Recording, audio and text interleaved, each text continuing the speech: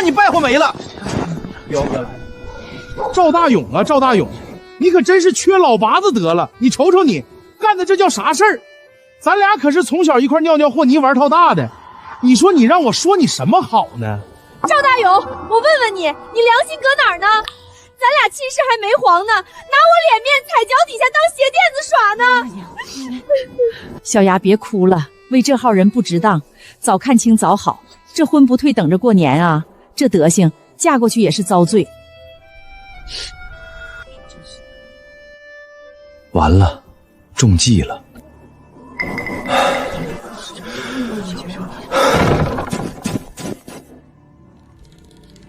凭啥一个寡妇长得比我还好看？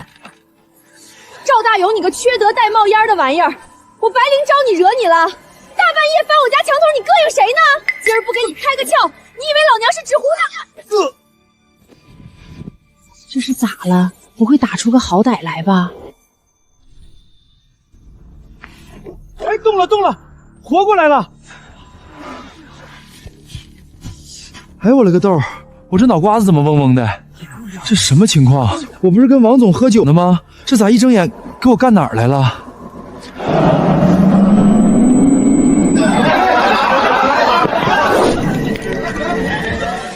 得，80年代黑水屯，全屯子瞅着就膈应的二溜子赵大勇，合着我这是赶巧穿越捡破烂来了，啥新手好处一点没捞着。这对男女怕是早就勾搭到一块儿了，设这个局一箭双雕，既毁了白灵的名声，又给我扣个屎盆子。刘小雅正好顺理成章的退婚，够毒。不对劲儿，这小子怎么跟换了个人似的？哎呦，那是个啥？他手里拎的啥玩意儿？那不是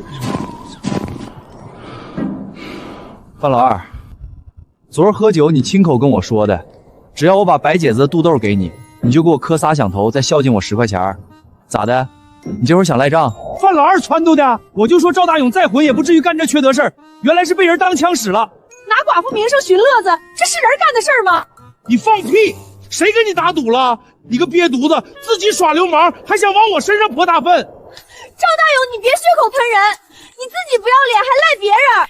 小雅，咱俩的婚约，你今天当着大伙儿的面给句痛快话，退还是不退？退，坚决退！我刘小雅瞎了眼才跟你有婚约，从今天起咱俩一刀两断。行，退就退，我赵大勇不拦着你奔高枝儿。不过有句话我得说明白，你跟他好，我没意见，但你俩合伙拿白嫂子的名声当抹布使，这笔账咱得另算。你胡说！各位叔伯婶子，我赵大勇以前混，我认，偷鸡摸狗、打架斗殴哪样我都干过，我活该被人戳脊梁骨。但有一件事儿，我从来没干过欺负孤儿寡母。今天这事儿是我贪酒上了套，让人当傻狍子给溜了，我对不住白嫂子，该我认的错我认。可他为了退婚，他拿一个寡妇的名声当刀子使，这样的人，你们觉得比我赵大勇强多少？今天大伙儿都在，劳烦大家做个见证。当年他爹在山上遇着熊瞎子了，是我爹豁出命把人救回来的。我爹临死的时候把我托付给刘家，这才定下的婚约。可这些年，他们刘家人是怎么对我的，我不说，大伙儿心里也有数。今天大伙儿也都看见了，他刘小雅又是怎么坑我的。这个婚必须退，但是刘小雅，你给老子听好了，不是你退老子，是老子看不上你。你个二流子，凭什么看不上我？你以为你是个什么东西？范老二，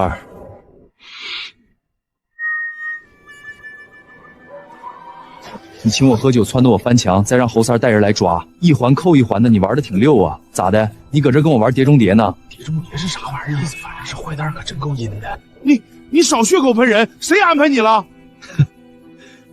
没安排。那行，你敢不敢当大伙面说你跟刘小雅没那层关系？哎呦喂，我说啥来着？这俩人早就……怪不得呢，一个唱红脸，一个唱白脸。你要是个爷们儿，你就大大方方承认，你俩好你们的，跟我赵大勇没关系。可你们不但坑我，连白姐子也不放过。这事儿，咱没完。走，赶紧走，别跟这玩意儿废话。等等，你说走就走？我哎呦！赵大勇，你到底想干哈？这一拳是替白嫂子先收点利息，回去好好养着，咱这账慢慢算。往后走路把眼睛擦亮点，别哪天栽了跟头，掉进冰窟窿里，冻成冰棍都没人发现。该，真他妈该！范老二这瘪犊子早就该收拾了。大勇这回可算硬气一回了。嫂子，今天这事儿是我糊涂，连累你受委屈了。那2个坏种的账我帮你算了，剩下的往后我慢慢弥补。哎呦喂，这娘们下手可真狠。Hello, it's me.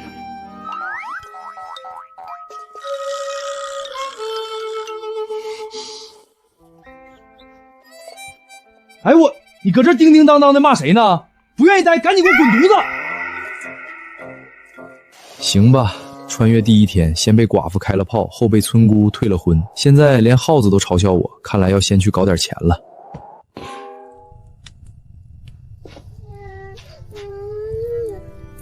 嫂子，锅坏了，晚饭没了。别哭，别哭，嫂子想办法，嫂子想办法。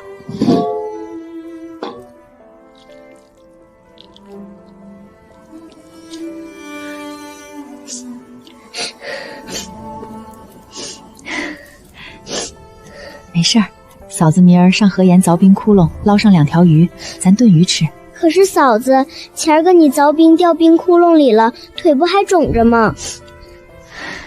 凿好了，一点不疼了。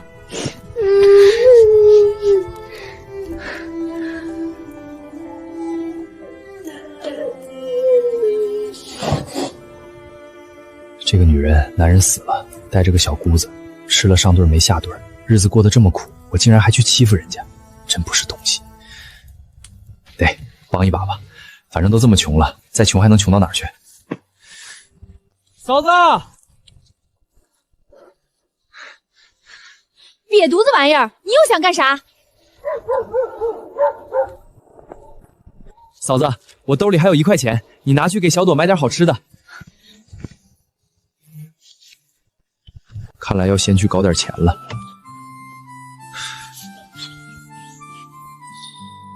早前在部队那会儿，我就稀罕摆弄功，万万没想到这辈子还得靠这玩意儿混口饭吃。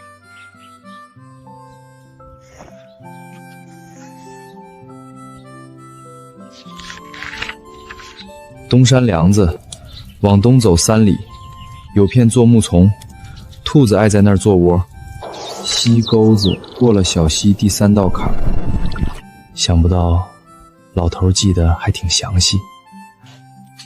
发家致富之路从此开始。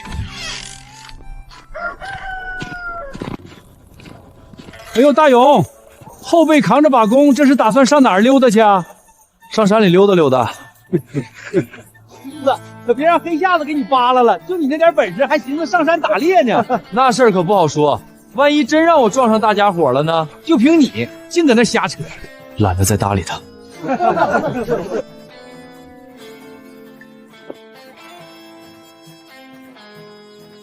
东山梁子往东走3里，有片索木丛。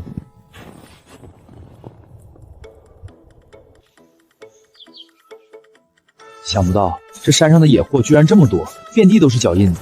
前世封山育林了那么多年，也没能让这环境恢复原有的生机，也不知老头子记得准不准。不管了，先过去看看再说。估摸9点来钟，这功夫兔子要么趴屋里睡觉，要么就在边上找食吃呢。老爹那本小本上还记着呢，兔子认道，走顺溜了就不乐意瞎换道。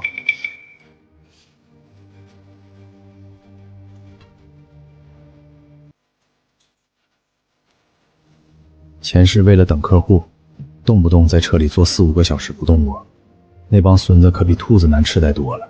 兔子起码不会跟你砍价。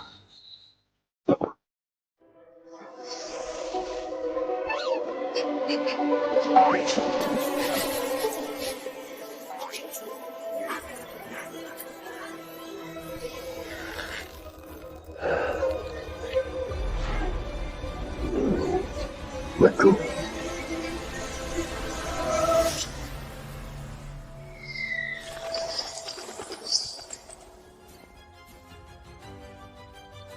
不错，估计有4斤多，够吃好几顿了。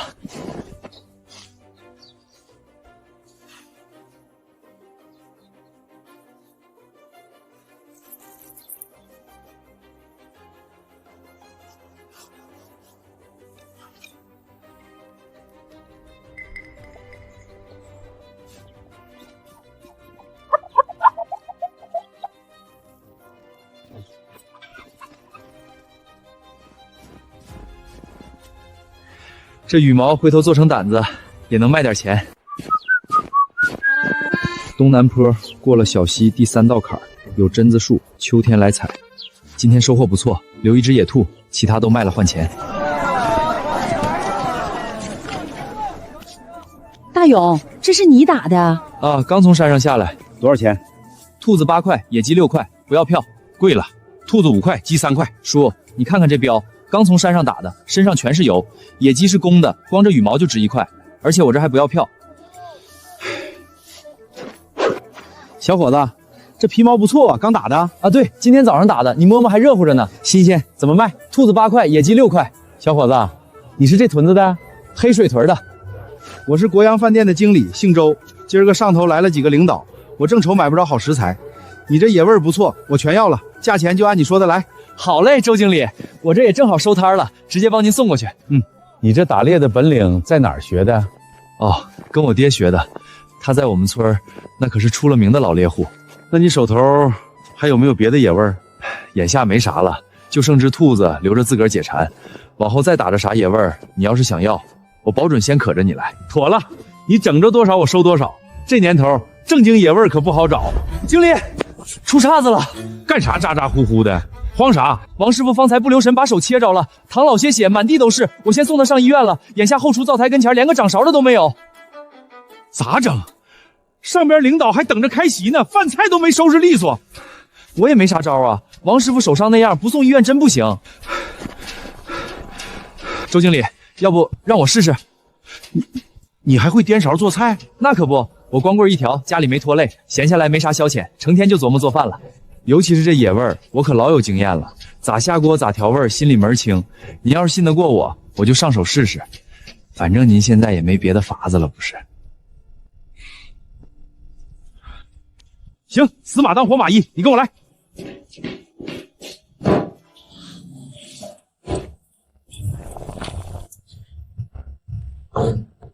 你这是去腥味提味的，这些野货都带着一股子土腥气儿，单靠料酒根本压不住。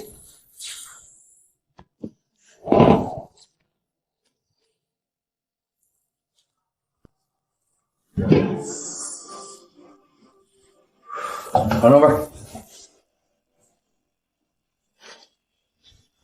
小伙子可以啊，你这手艺比咱后厨老王强出一大截。王师傅那是正经掌勺的老师傅，我就是个打猎的，也就对付野货还行。真论正经做菜的本事，我可比不上人家，差老远了。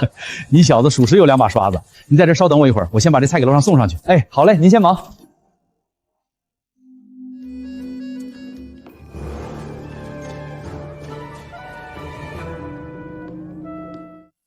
哟，这不是赵大勇吗？你咋在这儿呢？这地方可不是你来的，一碗面8毛钱，你兜里有钱吗？别是来要饭的吧？就是一个穷的叮当响的二溜子，还敢进国营饭店，别是来偷盘子的吧？我说赵大勇，你是不是走错地方了？要吃饭去外边蹲着吃去，这是你待的地儿吗？德彪哥，你别说了，人家好不容易进一趟城，不得开开眼？万一偷学两手，这俩货搁这说相声呢，这小子怎么不生气？怎么回事？没事，我们跟朋友说几句话。大勇，这俩人是？一个是我前未婚妻，一个是他相好，专门来给我添堵的，配合还挺默契。国营饭店是做生意的地方，不是吵架的地方。你们要是吃饭，我欢迎；要是不吃，请便。我不管你们跟大勇有什么过节，在我这儿不许闹事儿。这是野味的钱，加上你下厨的工钱，一共30块。周经理，这太多了。不多，领导们吃得高兴，专门让我谢谢你。那道兔肉，几个领导都说好，问我是哪个师傅做的，我说是新来的，他们还说下次来还要吃。大勇，我跟你说个事儿，你要是有意我这干，就主厨的位置我给你留着，工资好商量，比你现在打猎强。周经理，谢谢你的好意，我这人自由惯了，坐不住。再说我爹留下的那把弓，不能让他闲着。那妥了，我不勒着你，往后要是淘着啥好货、野味、山货、榛子、蘑菇啥的，尽管往我这送，我全按市面最高价收。妥了，周经理，就这么定板了。好好张罗干，小伙子，我瞅你准行。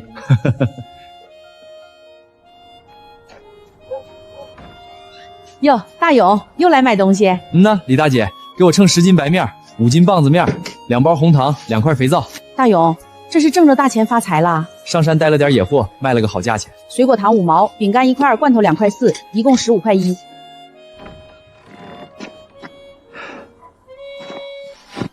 德彪哥，赵大勇那穷酸玩意儿，身上那件破棉袄补丁摞补丁的，他上哪儿整的钱啊？再说国营饭店的经理凭啥死护着他呢？咱也没惹祸没闹事儿，凭啥给咱撵出来了？那个周经理啊，指定是让赵大勇给忽悠瘸了。上啥当了？你寻思寻思，赵大勇以前那副混混样，偷鸡摸狗，惹祸样样在行。就他那本事，凭啥能扎进国营饭店干活？一准是耍了歪门邪道，蒙骗经理，搞不好手里的钱全是这么糊弄来的。准是这么回事儿。哼，还置办不少好东西，白面、红糖外加罐头。原先穷的叮当乱响，冷不丁手头宽裕了，不是坑来的就是骗来的。那经理也是没长眼力见儿，偏偏就信了他的鬼话。等着瞧，赵大勇这小子早晚露马脚，到时候够他喝一壶的。德彪哥，咱就这么拉倒了？拉倒！我范德彪哪是能随便吃亏的人？先前他揍我那一拳还没算账，今儿在国营饭店又让咱当众栽面，先让他张扛几日，等我摸清他背地里耍啥猫闹，保管让他哭都找不着调。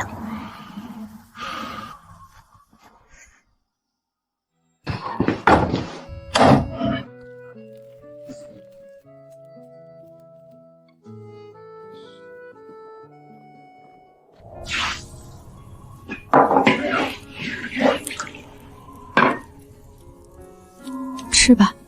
嫂子，你吃过没？嫂子早吃过了，赶紧吃，凉了就没法吃了。嫂子，我不饿，真的，嫂子，我一丁点儿都不饿，你吃吧。赶紧吃，嫂子不饿，明儿就好了。明儿我去挖野菜，咱蒸菜团子。嫂子，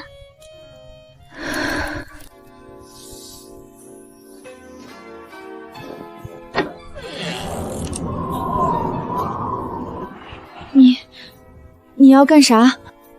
嫂子，今儿上山打了点野货，换了些粮食，你别推辞。我一个大老爷们哪会做饭，家里冷锅冷灶的，这些物件你留下，往后我馋了上你家蹭口饭吃就成。哎，嫂子，外头谁呀？哎呀，兔子，还有糖，还有饼干，嫂子谁送的？赵大勇。大勇哥送来的，他人可真好。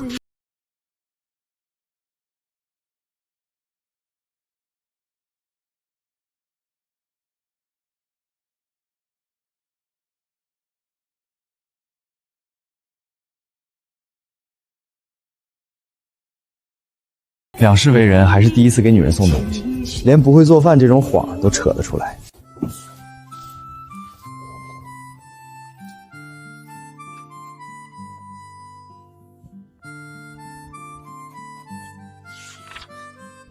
榛子到秋天才能采，有周经理这条路子，到时候不愁卖。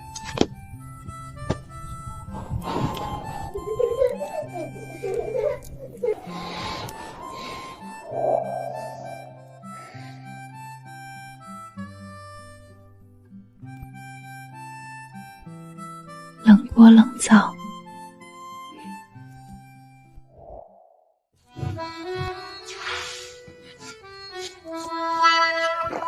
嫂子，大勇哥真的会来吃早饭不？他说了，馋了就上咱这蹭饭。那他说馋没？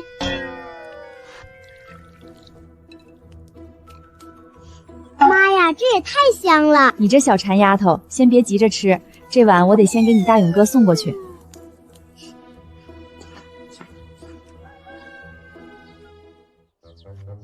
赵大勇，出来吃饭。赵大勇，装啥听不见呢？来了。嫂子，这才几点呀？你咋来了？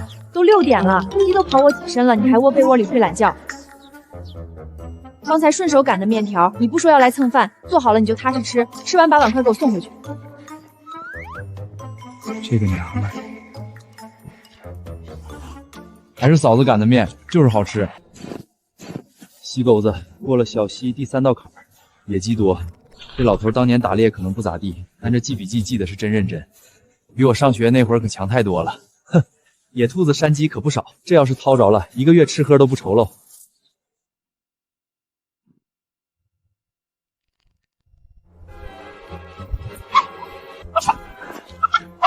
今日收获不错，该下山了。有东西别急，稳住，就是现在。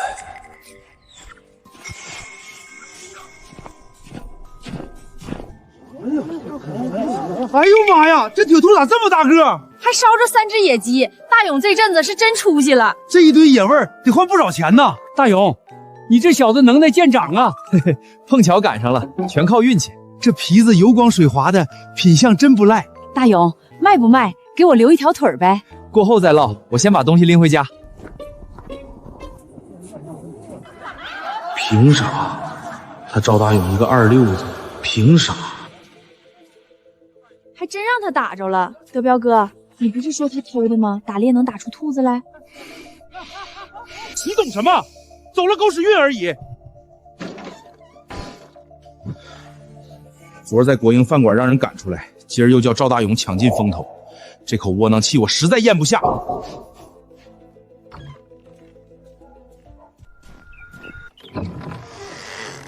大勇啊，听说你整着兔子了啊？刚逮着。孙叔有事儿啊？大勇，上山打猎你有手续不？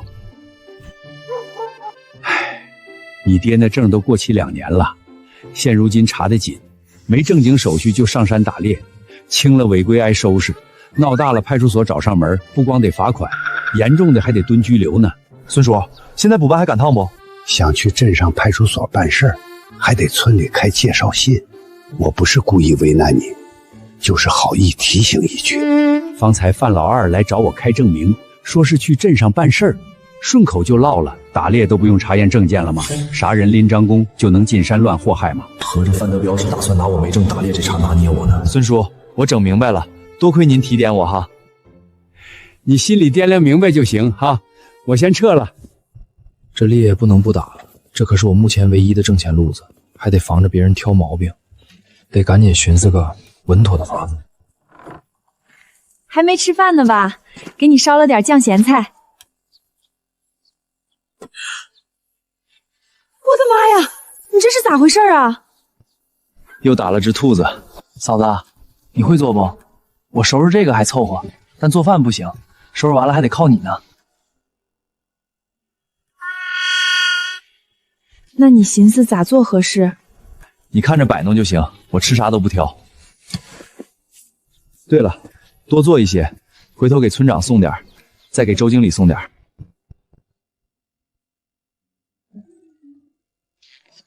大勇哥，好吃吗？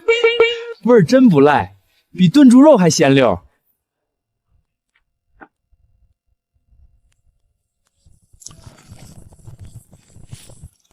嫂子长得是真俊俏，我要是能娶上这么周正的媳妇儿，就知足了。瞅啥瞅？赶紧添柴烧火。嫂子，今儿听村长唠嗑才知道，早先的狩猎手续早过期了，瞅着范德彪那货，保不齐就想拿这事儿找茬为难我。那咋整呢？我下班长去趟镇上，问问能不能办个正经的打猎证。你爹当年那个证还留着没？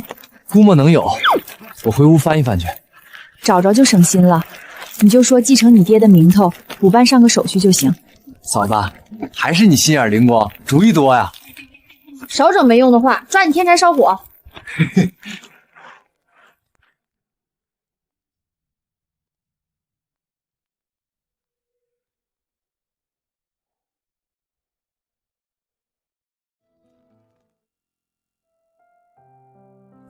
大勇哥，往后你天天去打点野物中不？哪能天天碰着兔子呀？我多上山转悠，能打着就给你炖上。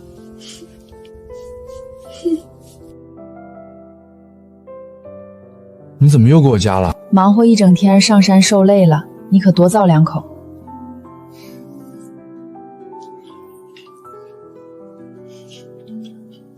今打算上治安机构告赵大勇，结果人家压根不搭理我，还说他攥着实施的凭证才能立案调查。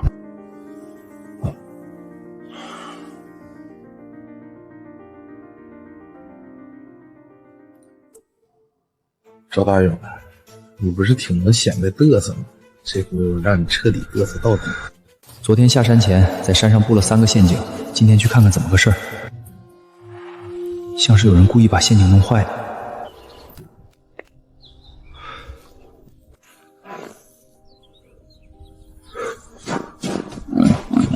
谁？小兔崽子，你给我站住！再跑我不客气了啊！大勇哥，侯三是不是范德彪那瘪犊子撺掇你干的？我就是顺道路过，大冷的天儿又这么早，你往这荒郊野地瞎溜达，睡毛愣了跑出来梦游呢？得了，你回去捎话给范老二，有能耐当面硬碰硬，别背地里整这些小偷小摸下三滥的勾当。下回再让我撞见你搁背地里跟我耍阴招，留神我收拾的你爬不起来。不敢了，勇哥，往后再也不敢瞎掺和了。赶紧滚犊子！跟老子玩这套，你还嫩了点。婶子，聊啥呢？没啥。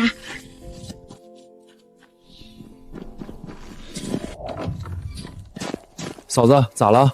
屯子里传闲话了，说咱俩不干净，说我男人死了才半年就跟你好上了。旁人还嚼舌根，说你如今手头看雨，是偷拿了我爷们儿的抚恤金弄来的。先拉拢妇人，散播闲话，败坏名声，又是老一套阴损招数。这话是范德彪往外瞎咧咧的，说不清到底是谁放出来的风，但铁定是他们一伙人干的。嫂子，你心里发怵不？嫂子，你要是心里发慌，我现在就回屯子，挨家挨户把话说明白，咱俩清清白白，啥歪歪道道没有。谁再敢瞎叭叭嚼舌根子，我直接给他嘴缝上。我不怕，我一个寡妇，名声早就不顶啥用了。可你不一样啊，你还没娶媳妇呢，别让这帮人瞎摇帅，把你名声给糟践了。我赵大勇的名声在这屯子里，我这名声本来也没好到哪儿去，现在多添几句下白话，不疼不痒的，能咋地？得了，别搁这耍贫嘴了。哎呀妈呀，这么老大个野猪，这可是稀罕玩意儿啊！周经理，您瞅瞅这玩意儿，你们收不？收，指定收。这肉瞅着贼新鲜，今儿刚打的，昨儿打的，今儿拾掇利索就给你送来了。猪肉我给你1块1斤，猪肉205斤，给你205块。一天就能挣205块，可比上班舒坦多了。大勇啊，还有个事儿，镇上要办物资交流会，各个单位都得张罗展销货品。俺们饭店预备整几道招牌菜，上头邻家养兔肉，味道贼地道。你要是闲在，过来上手炒菜呗，一天给你开15块工钱，1日3餐全管饭。啥日子？下礼拜3，一连整3天。行，这活我接了。真敞亮。对了，今儿你送来的猪肉品质没得说，我准备卤成招牌酱肉，交流会主推卖。要是卖的红火，食客都爱吃，往后你就专门往我这送猪肉，行不？我的妈呀，这可是稳稳当当的长期伙计，纯属走大运，捞着好买卖喽。周经理，我肯定尽力多打，就是这猪贼机灵，不好逮，能不能多出货，还得看山里运气。没啥事儿，别有心理负担，你打多少我收多少，统统包圆。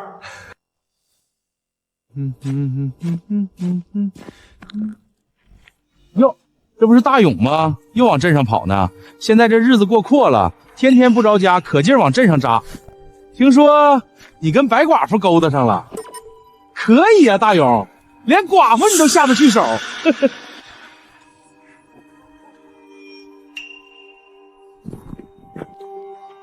范老二，我最后警告你一次，你再敢张嘴胡说八道，拿白嫂子嚼舌根，这次我不打你脸，我直接打折你的腿。德彪哥，你别气，咱回头再收拾。哼！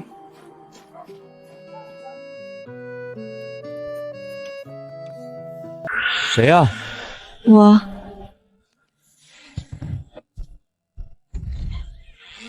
夜里天冷，给你端碗热汤，暖暖身子。没想到你还会记账呢。过日子就得算计着来，不记账，钱花哪儿了都蒙圈，稀里糊涂的。嫂子，进来坐会儿吧。你这屋子也太破了，抽空赶紧修修吧。这大冬天的四处漏风，再冻出个毛病可咋整？不急，等攒够钱就翻新。对了，嫂子，明儿我上镇上拉煤，顺带给你家捎一车。可别，我自个儿能张罗，你就别瞎操心了。嫂子，你白天问我怕不怕旁人说闲话，我说我不怕，但这话我撂这儿，我帮你，不是可怜你，更不是因为我欠你什么。我以前确实混日子不懂事儿，但我分得清好赖。你孤身拉扯小朵，日子再难也不求人，分行便宜不沾，就冲这个骨气，我真心敬重你。我帮你，就是觉得你值得帮。你别这么说。我得回去了，小朵一个人在家，我不放心。哎，嫂子，碗你还没拿呢。明儿再送过来。我也没说啥呀，好好唠嗑呢，这咋说跑就跑了？还好找到了，虽然过期了，但至少不是凭空瞎办，多少应该能省点事儿。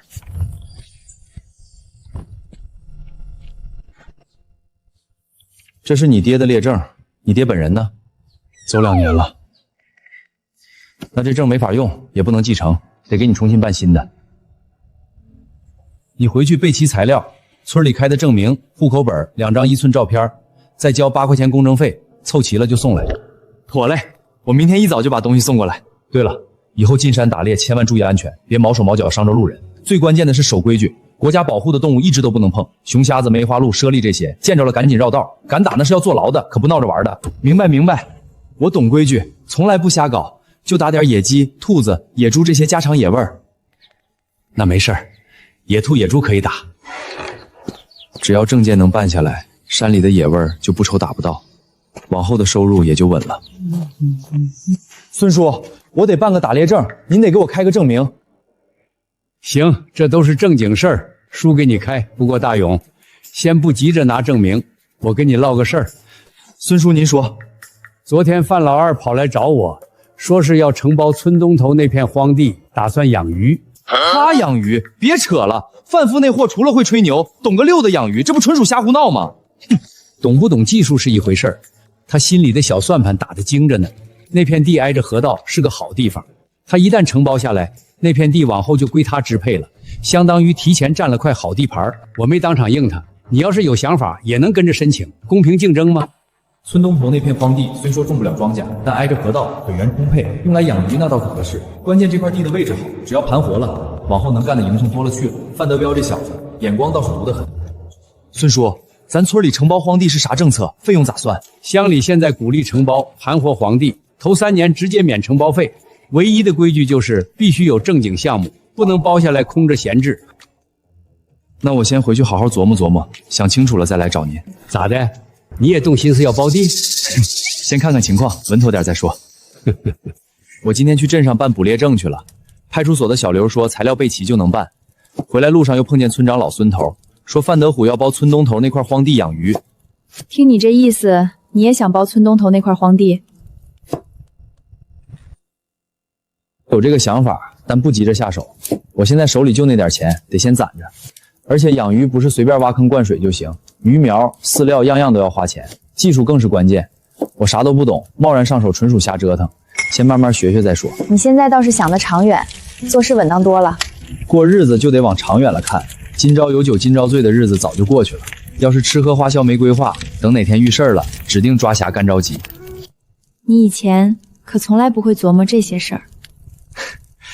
以前混，这不让你一棒住打醒了吗？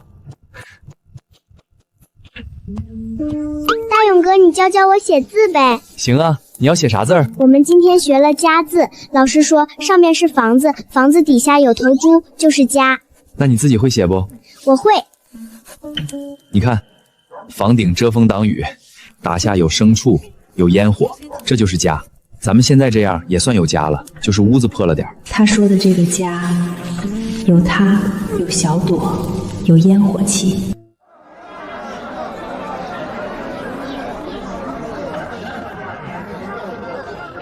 您的包子拿好嘞。这兔肉也忒入味了，到底是啥秘方做的啊？还有这野鸡汤，一点不腻，越喝越得劲儿。这大厨是哪儿请来的？以前镇上咋从没见过？手艺也太绝了啊！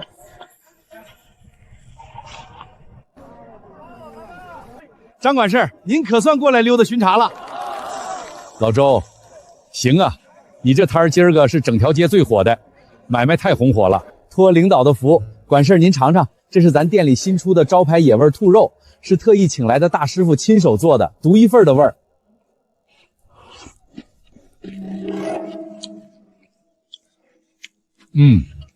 味道不赖，这手艺能行。您忘了上回来咱饭店吃的那盘兔肉，就一个师傅整的。哦，是吗？那师傅搁哪儿呢？叫出来我瞅瞅。哎，好嘞，我这就喊他。大勇！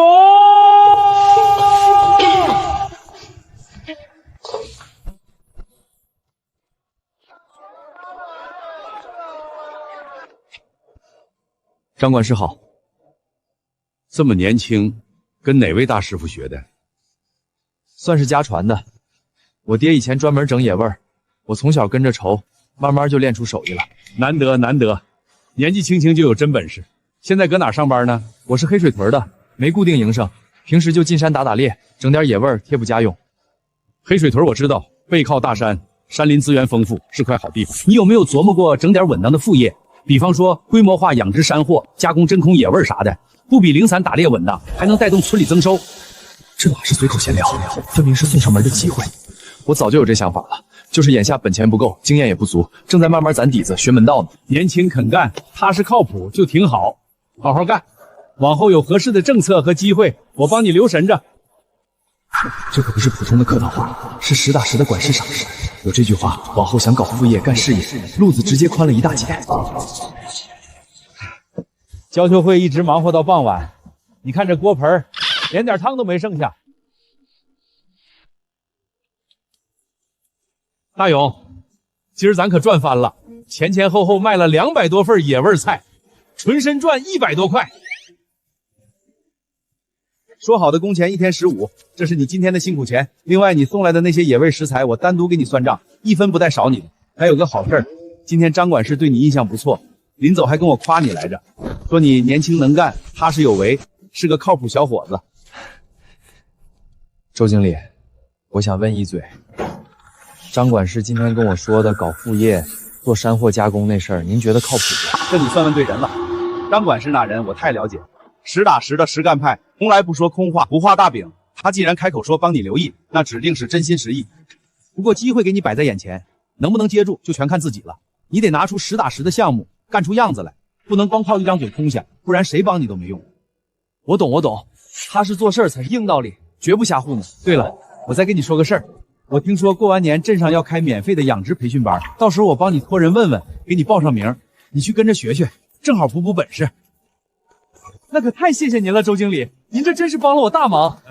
我这阵子属实走了大运，又是稳赚收入，又是管事赏识，还有贵人提携，妥妥的时来运转。门咋开着？出事了？这咋成这样了？谁干的？我爹留下的那本狩猎笔记呢？少了，连个影子都没有。这瘪犊子压根儿就不是来偷钱的，这是想要抓我的把柄来的。果然是你，黑水队能穿得起翻毛皮鞋的，除了范德彪还有谁？我爹那本狩猎证早就过期了，这阵子我等于是无证打猎。还好前2天村长刚提醒过我，没有打猎证不让打猎，不然连发生什么都不知道。范老二拿走那本子，上面清清楚楚记着我哪天打了什么野味。他要是拿着去治安机构举报我，一告一个准。不行，得抢在他前头。范老二啊，范老二，你不是能翻吗？我这就送你个大惊喜。咱俩看看谁先玩死谁。嫂子，家里进贼了！进贼了？丢啥贵重东西没？你那卖货的钱没丢了吧？钱我贴身揣着呢，但我清点东西时，发现我爹留下来记账的那本狩猎笔记丢了。没偷钱，特意偷了个破本子。对，就是冲着那本子来的。家里被翻得底朝天，被褥掀了一地，柜子全给掏空了。我还在那地上找到个翻毛皮鞋印儿，肯定是范老二那瘪犊子。全屋翻了个遍，就为了找这本笔记，上面清清楚楚记着我哪天进山打了啥野味，卖给了谁。他拿着本子干啥？就算知道你打猎，咱靠山吃山还能咋地？嫂子，你不知道我爹那本狩猎证早就过期了。我刚听村长说的，没有正规手续就进山捕猎，这事儿不合规矩。他手里攥着这本子就是铁证，这要是去治安机构举报，能把我抓起来。那怎么办？他手里攥着证据，还不得把你往死里整？你赶紧出去躲躲吧。躲了我不就成畏罪潜逃了？嫂子，我明天一早去一趟镇上治安机构，这事儿咱们得主动引爆。啥玩意儿？你主动去治安机构？你说什么胡话呢？明天天一亮，我赶在范老二前面，亲自去治安机构自首。我就说我以前不懂法，最近刚听说了政策，意识到无证打猎是错的，心里过意不去，主动带着过期证件去交代问题。打几只野鸡野兔，顶多就是罚点款，没收工具。我认罚，态度摆在这儿，谁也挑不出毛病。等我交完罚款，我再接着报案，说我家昨晚遭贼了。等范老二拿着那破本子兴冲冲去举报我，治安机构一查，我无证打猎的事儿早就结案了，而他手里拿着我昨晚刚被偷的赃物。这还是以前那个赵大勇吗？心思咋这么缜密，跟换了个人似的。咋了？我脸上沾东西了？你这脑袋瓜子是不是开过光了？以前也没这多弯弯绕绕的呀。你要说这个，那还得感谢嫂子那一棒头。这年头心软就是挨欺负，脑子慢就得被人当韭菜。嫂子，今晚咱们就当啥也没发生。范老二乐意拿本子就让他拿着，正好让治安机构的同志好好看看，到底是谁在犯罪。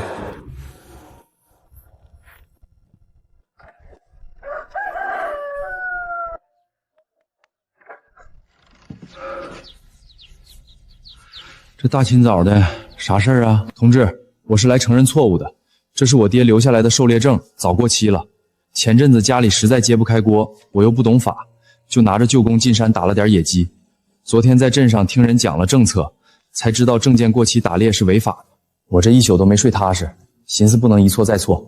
这不，天一亮就赶紧来主动交代，接受处罚。该交罚款交罚款，该咋罚我都没二话。你倒还算诚实，无证狩猎确实违法。不过念在你是初犯，打的也不是保护动物，又主动来坦白交代，态度端正。行，你先在这坐会儿，等上班了，按规定交个罚款，做个笔录就行了。妥了，第一步成了。哎，好嘞，我认罚。另外，同志，我还得报个案。昨晚我家遭贼了，屋里被翻了个底朝天，丢了一个平时记账的本子，还有我准备开春买种子的200块钱。白天变长了。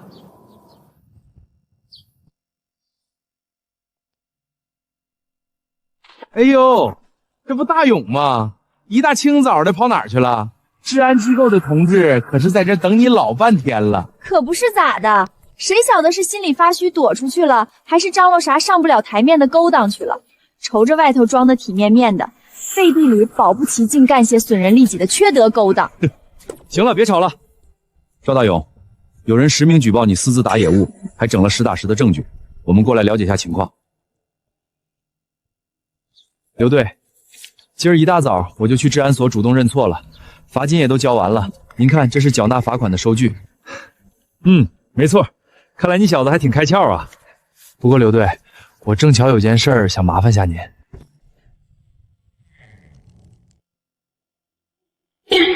这咋回事啊？刘同志啊，我今儿一大早就奔治安机构去了，刚跟当班的执法者报完案，俺家昨黑夜里进贼了，账本让人顺走了，还丢了200块钱。200块钱？你哪来的200块钱？你一个穷鬼，都比脸还干净，少在这胡咧咧。可不咋的，连苞米面都快吃不上了，张嘴就说丢200块，这不糊弄冤大头呢吗？我兜里有没有200块，碍着你啥事儿了？又没跟你张嘴借钱。你德彪哥，你听听，他这是什么态度？自己偷鸡摸狗，还在这装大瓣蒜。你说你丢了200块钱，你有啥凭据啊？这是我前些日子往国营大饭店送货的台账，一笔一笔都记得明明白白，加一块刚超200块。您只管去找饭店周经理，一打听真假，立马就露底。谁知道你这破纸是不是现编的？瞅你写那歪歪扭扭跟狗爬似的字儿，谁能信呢？刘同志，可别听他瞎白话，他纯属搁这转移话题呢。这人没执照就私自打猎，您赶紧查查他。老张，看好现场，仔细瞅瞅有没有被偷盗留下的痕迹。德彪啊，他不能又憋着啥坏心眼耍猫腻了吧？范德彪，你今早来告赵大勇私自打猎，递过来的这本账本搁哪儿整来的？那本来是搁他家，不对，其实是我在村口捡着的。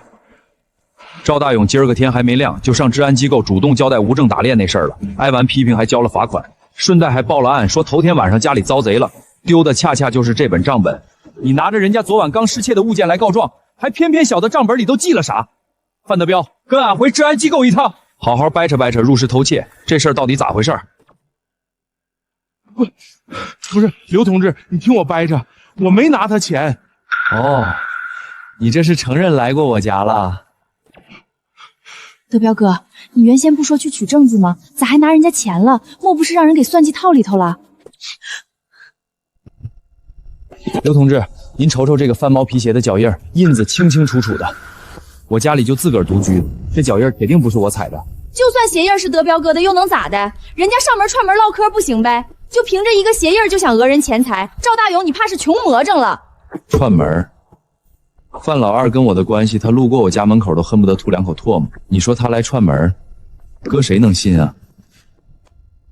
范德彪，眼下事儿是这么个情况：头一桩，赵大勇家里让人翻腾了，账本跟200块钱全丢了；第二，案发现场留着你的鞋印儿；第三，这本子，你方才还说，德彪哥，你倒是吱个声啊！你到底上没上他家去？你要是来了，你就说，凭啥让他讹咱们？德彪，你倒是吭个声啊！难不成让人家给吓蒙圈了？笔记本是我拿的，可钱我一分没碰，真没拿。他那破账本里头压根儿就没藏钱。那这么说你是认了进赵大勇屋里把账本拿走了呗？赵大勇，你丢的200块钱有没有其他人证或者物证？刘同志，钱这块就我一面说辞，可账本他都亲口认了是他拿的吧？脚印也是他踩的吧？我家门也是让人撬开的吧？私闯进屋这事儿已经坐实了，不过被盗的钱款数额还得接着细查，没查明白的话就只能按治安案子来处理。对，治安，我愿意赔，笔记本我还给他，再赔他点钱，这事儿就拉倒，行不行？就是赔就赔，200块钱没有，给你20块钱买点东西，这事儿就算完了。赵大勇，你可别得寸进尺啊！你的意见呢？刘同志，说实话，我也不想把事儿闹僵，咱都在一个屯子住，低头不见抬头见。他要是诚心赔钱，我也就作罢了。但这本账本是我老爹留下来的，花多少钱都换不来，他得保证没撕没烧。没撕没烧，在这儿呢，你瞅瞅，一页都没少。行，账本回来了，这茬事先撂下，这事儿还没完。我赔，你开个数，200。赵大勇，你是不是穷魔怔了？就一本破本子，你要200，这不摆明讹人吗？你要是不乐意，那就跟着刘同志上派出所，依规处置。脚印物证都摆在明面上，实情跑不了，自个儿掂量选。赵大勇，你别太过分，你别太离谱，凭什么讹我们200块钱？你以为你是谁啊？够了，同志，你先消停会儿，别吭声。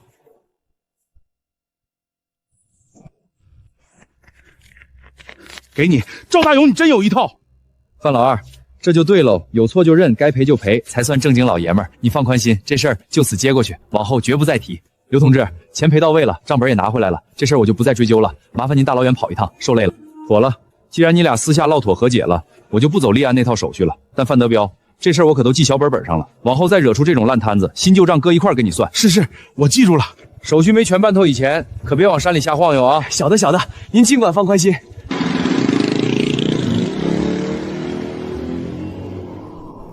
赵大勇，你给我等着。行，我等着。范老二，以后想来串门就堂堂正正走大门，别再偷偷翻墙爬院的。真要是翻墙摔着磕着，磕破皮摔坏了，我可一概不负责任。赵大勇，你别嘚瑟，平白讹俺们200块，早晚让你原封不动吐出来。真拿自己当人物了，就是个闲散混混，有啥张狂的？唠完没？唠完麻溜走人，别耽搁我盘点票子。废物，连个2溜子都斗不过。瞅这俩玩意儿真是凑一对儿的，一个缺心眼，一个一肚子坏血。可千万别拆开，就凑一块得了。你真让他赔了200块？他自己乐意赔的，我压根没逼他。以前咋没看出来呢？你这人心眼子也太弯弯绕了。天暖和了，雪都开始化了。一开春就能干活了。那200块钱你寻思咋整？眼瞅着快开春了，这钱先存下，得琢磨琢磨干点啥营生。你现如今可真有主意了啊！那可不，早先瞎混日子，如今踏踏实实过日子，能一样吗？你说你偷鸡不成蚀把米，反倒搭进去200块。你少叭叭两句能死人呐！我说错了，当初谁拍胸脯打包票说放心，3天指定把赵大勇撵出黑水屯？现如今咋样？人家非但没走，反倒从你这儿薅走200块。德彪，你要是就这么认怂了，往后在屯子还咋抬头做人？那街溜子凭啥骑咱脖子上？必须给他整点颜色看看，咱可不是软柿子随便捏。你先回去吧，这件事不会就这么完了。你早点睡，有什么事明天再说。赵大勇，赵大勇，你别嘚瑟，这事儿没完。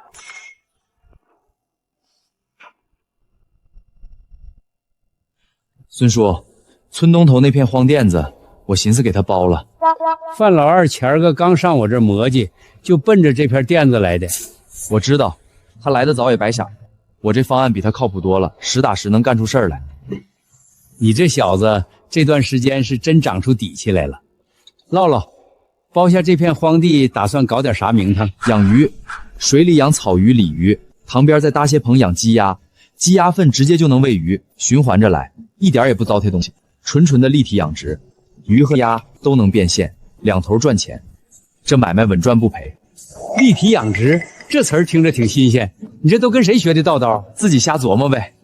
孙叔，这是我熬夜写的项目书，您给长长眼。这玩意儿真没人教你？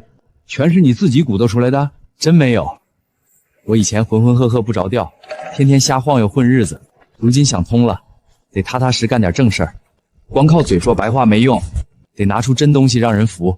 行，这东西我收下了。过几天村里开大会，你跟范老二都上台说说各自的想法，让全村老少爷们投票定，公平公正。妥了，那我不耽误您歇着了，先撤了。孙叔，站住！我跟你说句实在话，范老二那人心眼小，格局窄，你跟他抢这块地，他指定不能善罢甘休。你自己多上点心，留个心眼儿，别着了他的道。孙叔您放心，我心里门清，就他那熊样，还想跟我掰手腕，我压根儿不怵他。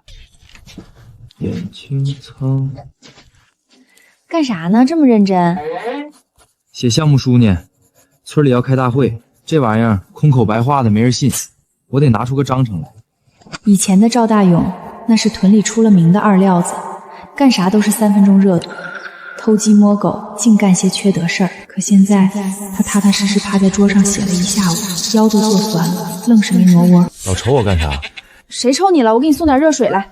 嫂子等下，你帮我瞅瞅写的咋样？看不太懂，不过你写的挺认真的。那你觉得能成不？先把水喝了，事儿是人干的，你觉得行就干，我信你。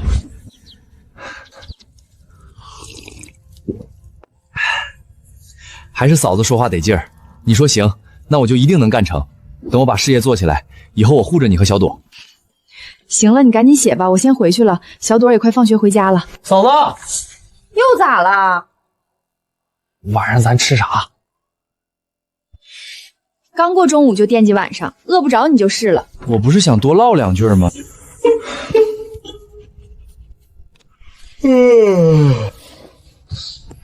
妥了。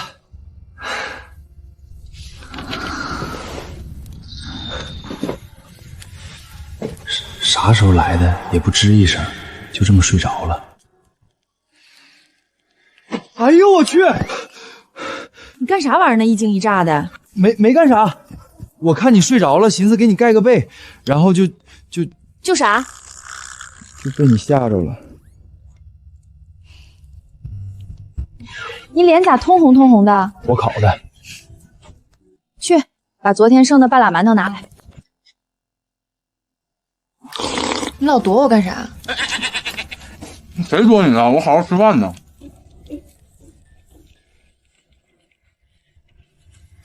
今儿这鸡蛋贼香。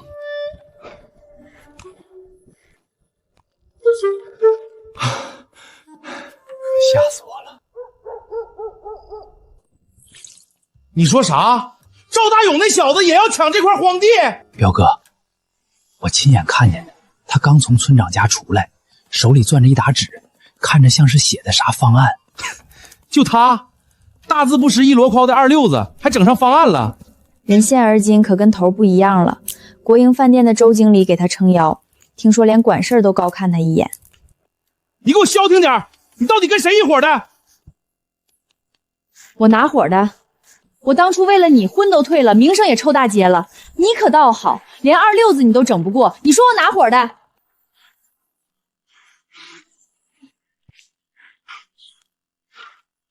侯三，哎，彪哥您支持？去，给我打听明白了，赵大龙那方案到底写的啥玩意儿？村长向着谁，丁地儿都不许落下。得嘞，我马上去。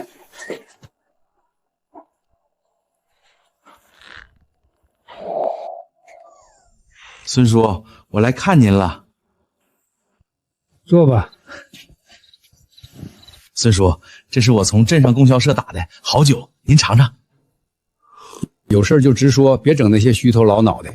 孙叔，我就想问问村东头那块地的事儿，您心里有数了没？没啥谱，公事惯。过几天村里开会，你和大勇各自上台讲方案，大伙儿投票。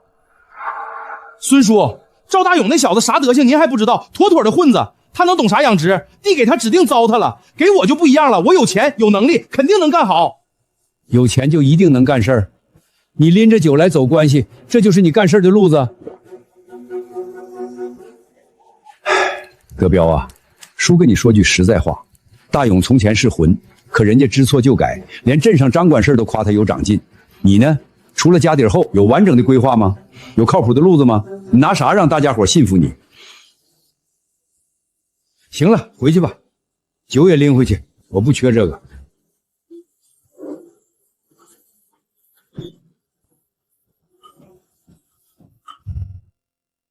孙叔，您别被赵大勇那小子骗了，他那都是装的。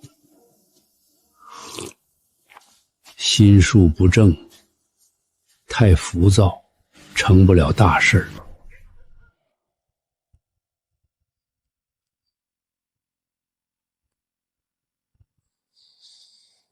嫂子今儿个瞅我那眼神儿，啥意思呢？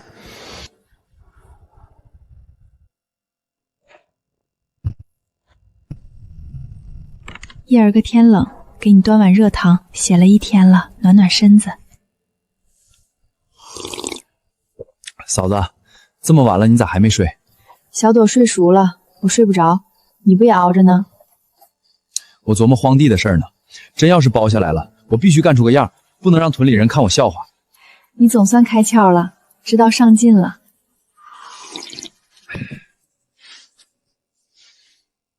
人总得往前奔，不能一辈子浑浑噩噩。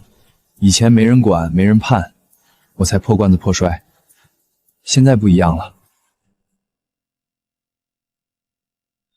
喝完了不？碗给我。嫂子，你手咋这么凉？没事儿，风吹的，不碍事。明天早上来我家吃饭，我包饺子。那可太好了。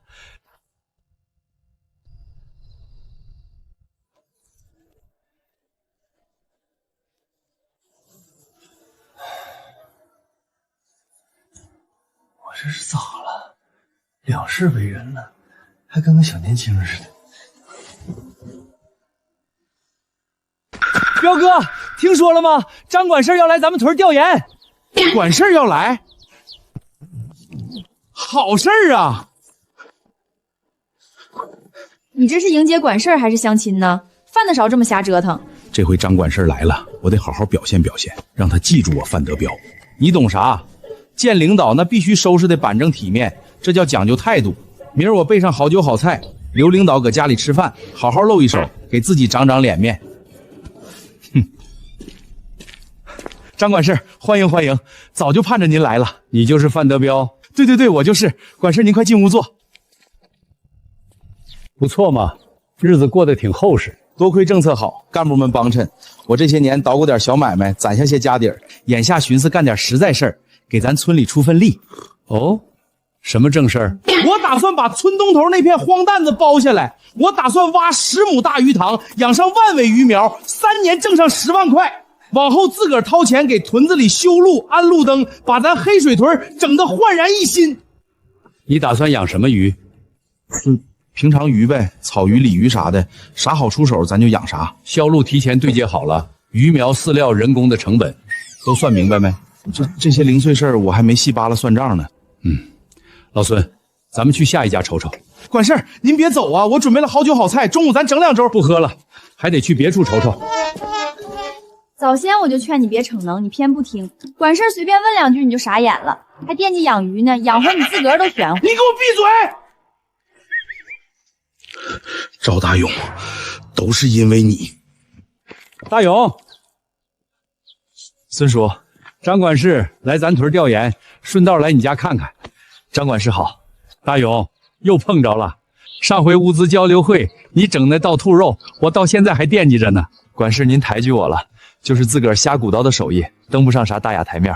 别谦虚，这娃这段时间变化老多了，自个儿捣鼓出来一份养殖计划书，上心着呢。哦，那我可得好好瞅瞅。收拾的挺利索，是个过日子的人。领导好，这是邻居白灵，平时总帮我照看家里，收拾屋里外头的活。谢谢。这领导看着挺和气的。管事，写的粗浅简陋了点，您多指点。项目概况、养殖模式、资金预算、销售渠道，条理分明，没有一句空话大话。这小伙子有点东西。这套立体养殖的思路，真是你自个儿琢磨的？大半都是我自个儿琢磨的，剩下的要么请教周经理，要么去镇上养殖学习班学的。好些专业玩意儿整不明白，就死记硬背，回家里再慢慢抠着琢磨。难得，太难得了！愿意学，踏实干，还肯钻琢磨，可比成天瞎吹牛、画大饼的人强太多。这块荒地交给你，我100个放心。这小子现如今是真收心了，人踏实又靠谱。这一关算是过了。大勇，好好干。以后镇上有养殖扶持政策，低息贷款、技术培训，名额我先紧着你留出来。这话分量可不轻。多谢管事抬举，我铁定踏踏实实埋头干活，指定不能辜负这份信任。行了，别送了。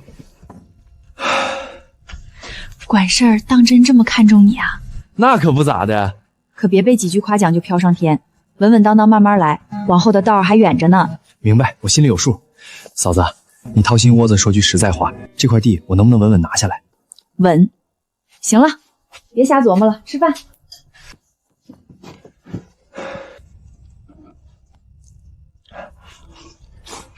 嫂子，你老瞅我干啥？谁瞅你了？我瞅菜够不够吃？够吃够吃，你整多少我就造多少。管事说往后帮你对接政策资源，这到底是啥没差好事儿啊？那可是实打实的硬靠山呐，有管事帮衬着，干啥心里都托底。以后有养殖扶持金、无息贷款、免费技术学习的机会，先紧着我。这不是客套话，是真真切切的帮扶。那这么说，这块地10有8九稳当了？也不敢说100%。范德彪家底后，真要是砸钱拉选票，村里也有人会动心。但有管事这句话，我心里彻底踏实了。不管最后输赢，咱都不吃亏。对了，嫂子，今早见管事你慌啥玩意儿？我没有，我都瞅得清清楚楚，还嘴硬，少嬉皮笑脸的。吃完饭麻溜干活去。晚上吃啥？白菜肉馅包子，把昨天剩的猪肉剁进去了。还是嫂子最疼我。老孙，我跟你说句实在话，赵大勇这年轻人踏实好学有想法，是真能干实事儿。荒地闲置着也是浪费，一定要包给真心干事儿能干成事儿的人，别光看谁有钱谁会说话。范德彪想法太虚，好高骛远，不靠谱，你们多考察斟酌。管事您放心，一个踏实肯干，一个虚浮张扬，谁靠谱谁不行，不是明摆着的吗？孙叔，管事走了，是不是夸我了？那荒地的事儿稳当没？管事说了，地要交给能干实事的人。那可不，整个屯里就我最有实力，最能干。你先别得意，管事还有句话，不是有钱就能成事儿。你的具体方案、成本核算、销路规划啥都没有，你凭啥让人相信你能干好？德彪，我看着你长大，知道你脑子灵光，但有时候太飘了。干事得脚踏实地，不能光靠一张嘴。你再好好琢磨琢磨吧。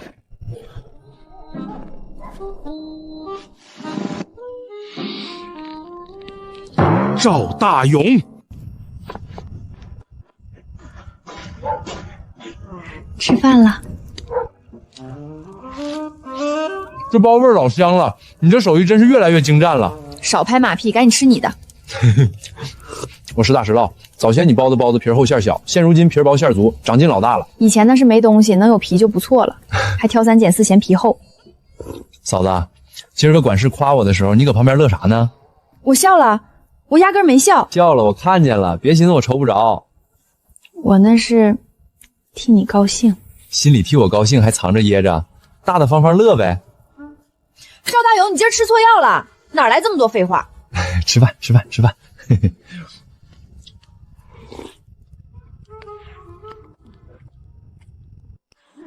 听说了没？赵大勇跟白寡妇俩人指定不干净。可不是嘛，白灵那小寡妇天天往赵大勇家里钻。我早看见了，又是洗衣又是做饭，哎呦，伺候的那叫一个周到。这小寡妇真是耐不住寂寞，男人走了才半年，就这么上赶着贴别的男人，也不怕屯里人戳他脊梁骨。彪哥交代的事儿算是办妥了。我早就瞅白灵不对劲儿，天生克夫的命，前一个男人被他克没了，现在又缠上赵大勇，迟早把大勇也克倒霉，可不是吗？赵大勇那小子就是色迷心窍，早晚要栽大跟头。我可听说真事儿了，他俩压根儿不避嫌，半夜偷偷凑一块儿，都快住到一起了。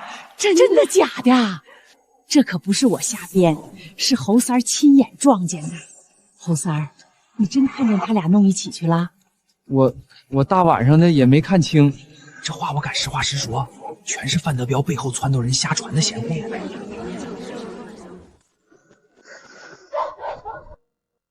子，他们说你坏话。又来了，这些话又来了。嫂子，你不是那样的人，对不对？不是，嫂子不是那样的人。我就知道。嫂子，你别难过，不理他们就是了。去写作业吧，嫂子给你做饭。村里的流言蜚语又来了，这可怎么办啊？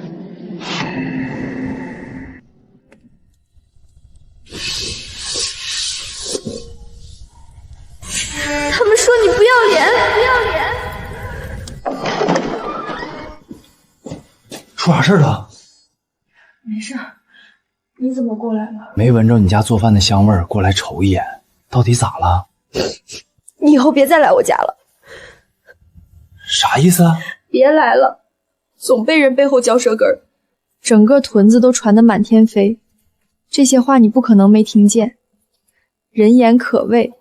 你一个老爷们儿不在乎脸面，我不行啊，我还要为小朵以后的日子着想。嫂子，你别哭，这事儿我来摆平。你打算咋解决？难不成还能把屯里所有人的嘴都给堵严实？你就踏踏实实等着，明天就有结果。嫂子，你眼睛咋红了？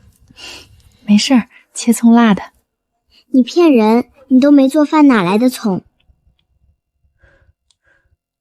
嫂子，你别难过，他们说啥我都不信，你不是那样的人。小朵，要是有一天嫂子跟你大勇哥，要是啥？没啥，写作业吧。嫂子，大勇哥是好人，我不管别人怎么说。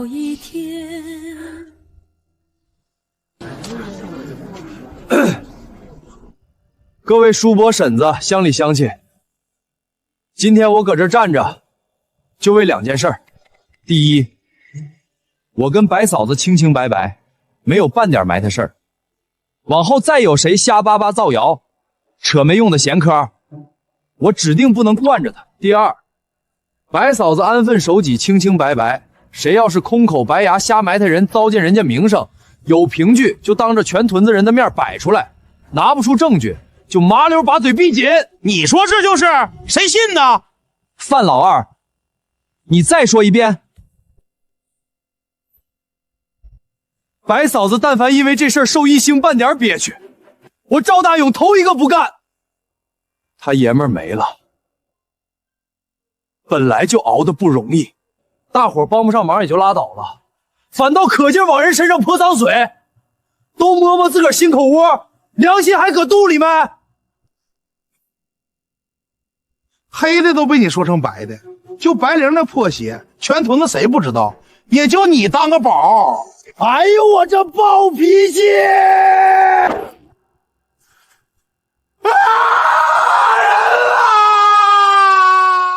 范老二，你再敢说一句破鞋，我就把你的牙一颗颗掰下来。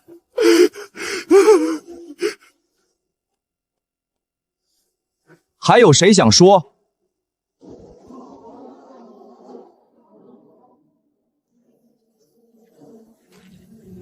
这赵大勇下手真狠，该范老二那张嘴早该有人收拾他了。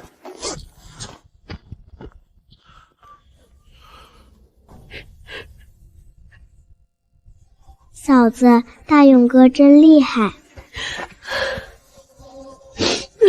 白嫂子清清白白，我赵大勇第一个不答应。你们欺负他，算什么本事？活了大半辈子，还是头一回有人替我出头。嫂子，别哭了，大勇哥说了，谁再欺负你，他就揍他。走，回家。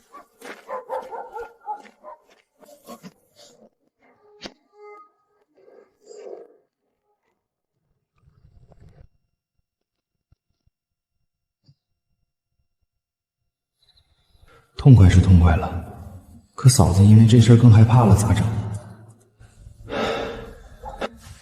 怎么脑子一热就上手了？算了算了，就范德彪那张嘴，不揍他留着过年不成？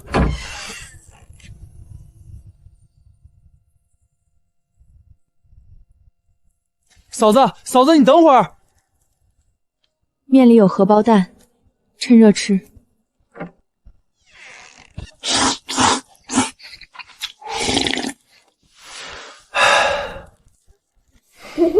消停点儿，别嚷嚷，你大勇哥正吃饭呢。大勇哥吃的啥？面。嫂子，你偏心，你给大勇哥做面吃，不给我做。你中午不是吃过了吗？那我也想吃。明天给你做。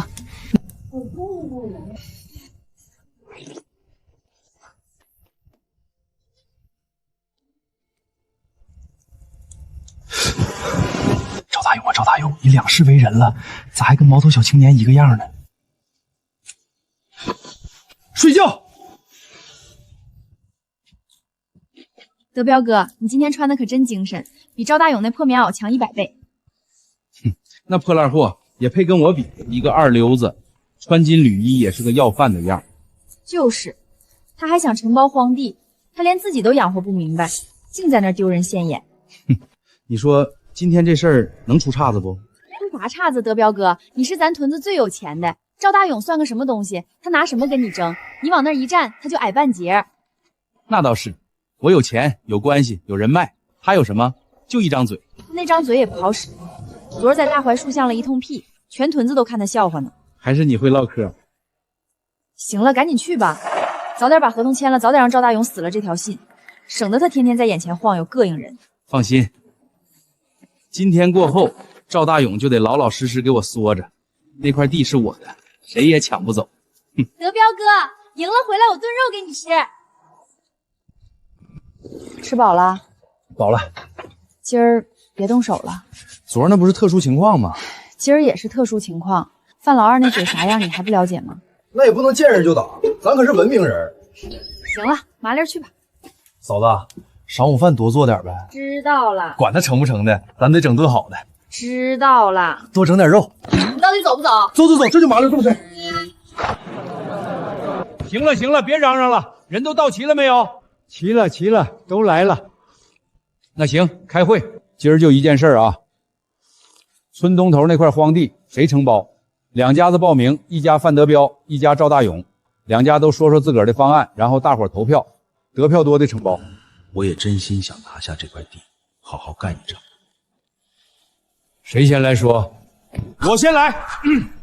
各位老少爷们儿、叔伯弟兄，我是范德彪。我在咱屯子活了28年，为人咋样，大家伙心里都有数。德彪，你说说你的方案。我的方案简单，挖塘养鱼。我有力气，也有心干，打算好好经营，争取早点做出收益。你打算挖多大？5亩，不，10亩，挖它10亩。10亩？你有那么多钱吗？钱不是问题，缺钱我能张罗借来。借了不用还啊？你养鱼能挣回来不？肯定能挣回来。卖给谁？你找好销路了？销路不愁，城里人都爱吃鱼，城里人家都乐意吃鱼，关键你得有路子把鱼拉进城才行。你连卖给谁都没想好，就敢说3年变聚宝盆？完了，这下可怎么办？行了，德彪，你坐下吧。大勇，你来说。各位叔伯婶子、兄弟姐妹，我叫赵大勇，以前混，我认，但那是以前，现在我就想踏踏实实过日子。第一，我寻思整立体养殖。啥叫立体养殖？就是水面养鱼，塘边圈鸡鸭，鸡鸭粪便直接撂塘里喂鱼，省下不少饲料钱。塘底淤泥刨出来上地，种苞米小菜，回头又能喂鸡鸭，全套循环过日子，1分钱都不糟蹋。第二，资金预算，鱼苗200块，鸡鸭苗100块，挖塘人工300块，饲料加杂项200块，一共800块。这笔钱我自个儿能凑齐，用不着跟村里张口借钱。第三，销路，我已经跟镇上国营饭店的周经理达成了口头协议，往后我养的鱼、鸡鸭，人家优先收，全按市面正常价结算，1分不往下压价。第四，发展规划，头2年不琢磨赚大钱，先把这套种养的路子磨合妥当，打第3年开始，争取1年落2000往上的收入。承包费我指定1分不差交给村里，往后还能带着屯里乡亲一块忙活，谁愿意过来搭把手，我按月开工钱。这才叫方案。人家大勇说的清清楚楚，多少钱咋干，卖给谁，啥时候挣钱，一样不落。不像有些人光会吹。同意范德彪承包的举手。范德彪2票。同意赵大勇承包的举手。赵大勇25票。赵大勇获得村东头荒地承包权，合同3年。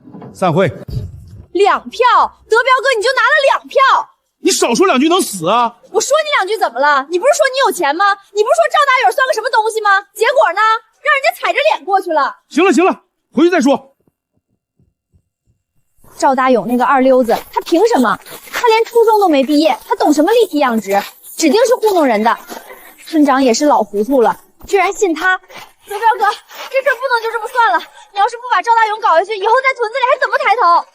我知道，你等着。我有的是办法收拾他。回来了。咋样了？成了。真的？真的。25票，范老二2票。大勇哥，你以后就是鱼塘老板了。啥老板谈不上，说白了就是个养鱼种地的。那我以后能吃鱼不？那必须能，敞开肚皮随便造。嫂子，你听见没？大勇哥说以后能吃鱼了。听见了，你大勇哥有本事。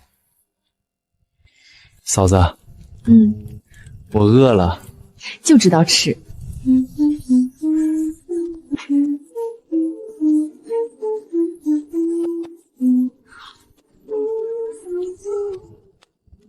看啥？吃肉。嫂子，这块地我一定好好干。我知道。你忙了一天了，歇着吧，碗我洗。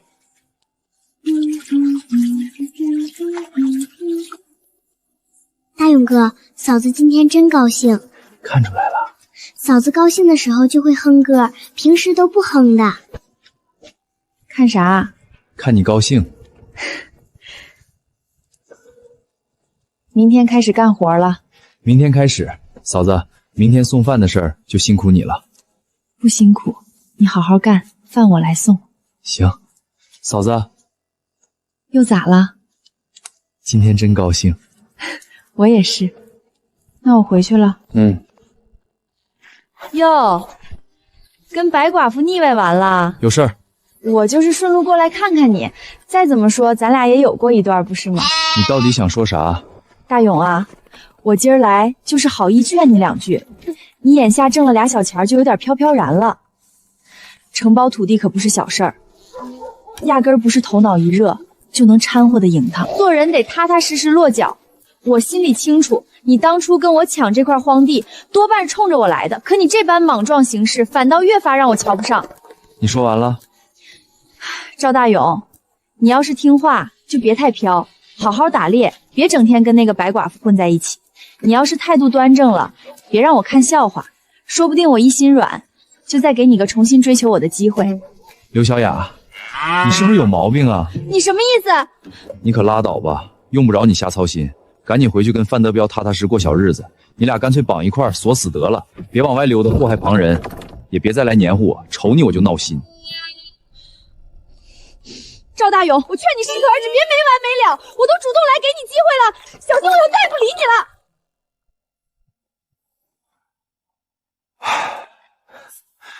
造孽呀，赵大勇！你说你以前当个舔狗就算了，可你舔的是个什么玩意儿？他有病吧？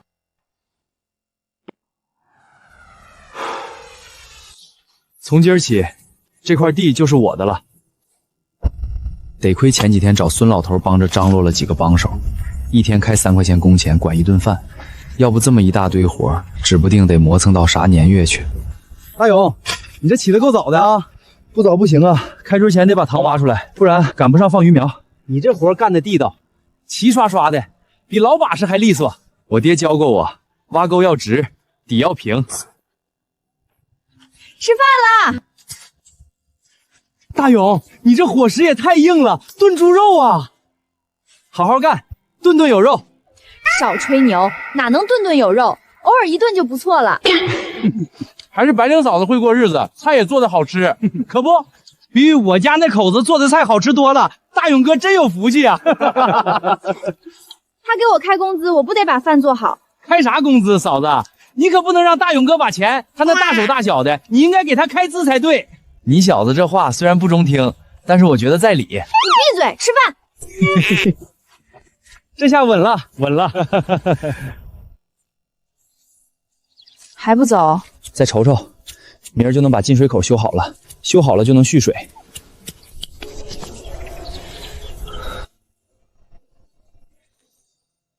嫂子，咋了？没咋，就叫一声。行了，回去吧，小朵该等着了。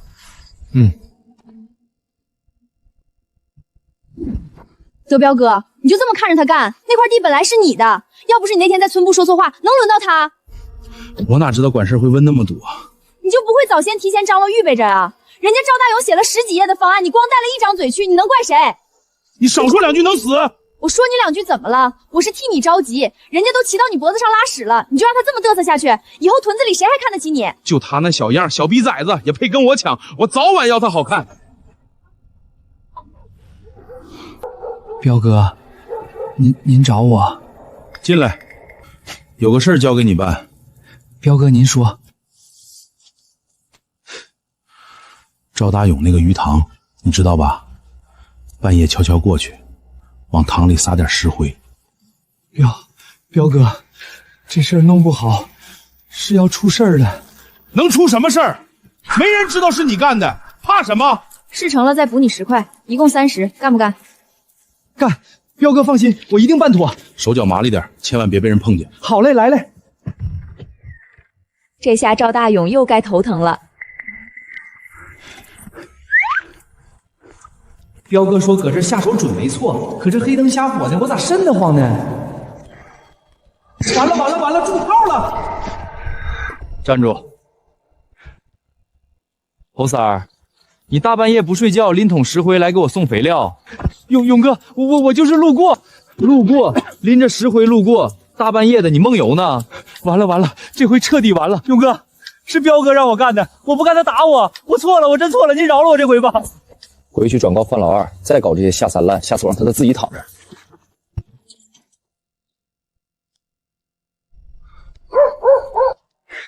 范老二啊，你也就这点出息。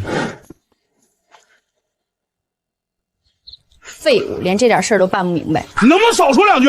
我说错了，当初吹得天花乱坠，结果呢，事情败露，人家赵大勇没动手都算便宜他了。我看你呀，就是不如赵大勇，人家干什么成什么。赵大勇，你等着，这事儿没完。昨晚你那边是不是出岔子了？我夜里听见铃铛响了。没事儿，就是侯三儿跑过来瞎晃，被我打发走了。侯三儿，他来干啥？还能干啥？专程送石灰来了，范老二派的。范德彪心胸狭隘，什么阴招都使得出来。这次没能得逞，他绝不会善罢甘休。我心里有数，放心吧。窝棚里我搁了根铁锹，他再来我给他开瓢。别胡说，开玩笑的。我如今就本本分分过日子，哪能再伸手干仗啊？今晚我炖鸡汤给你补补身子，总喝粥哪能扛得住？好嘞。嘿嘿，这女人咋就这么好呢？大勇，鱼苗到了。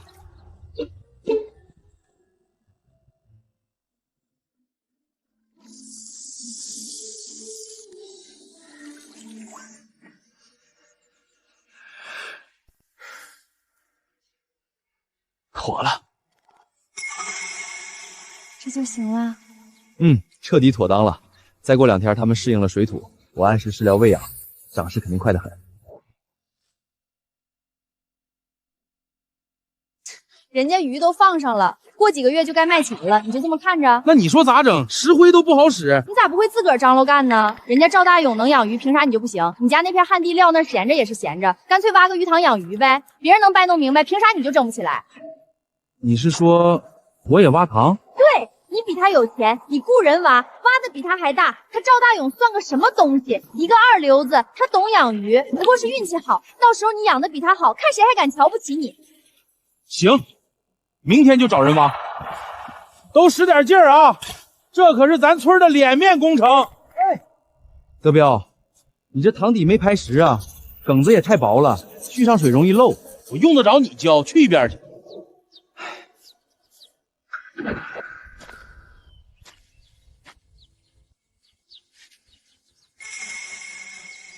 范老二，你这塘挖的不咋地呀，等续上水一泡就得塌。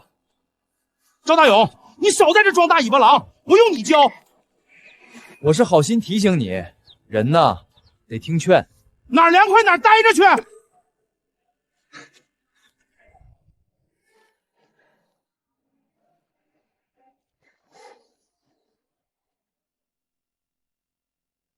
你看，你看，我说啥来着？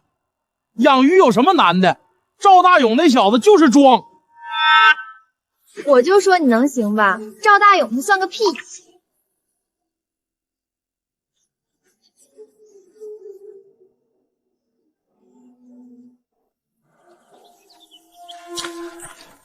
咋回事？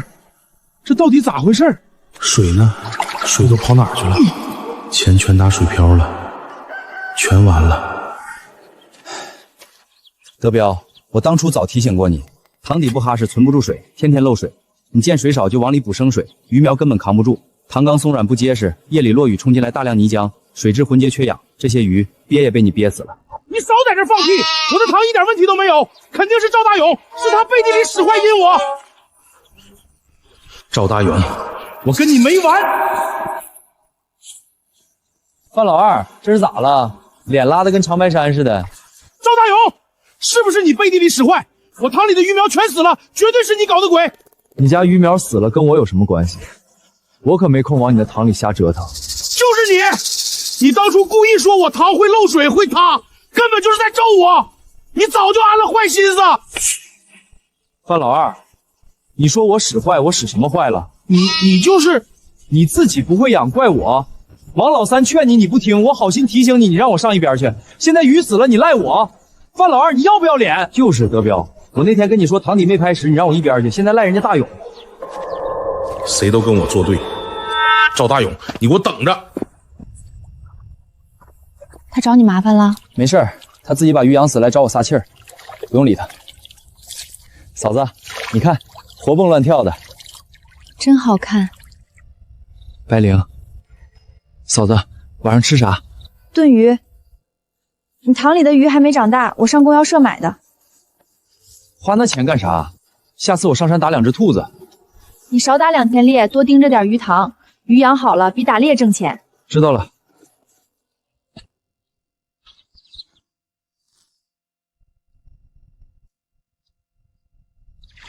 嫂子，我饿了。饭在锅里，自己盛。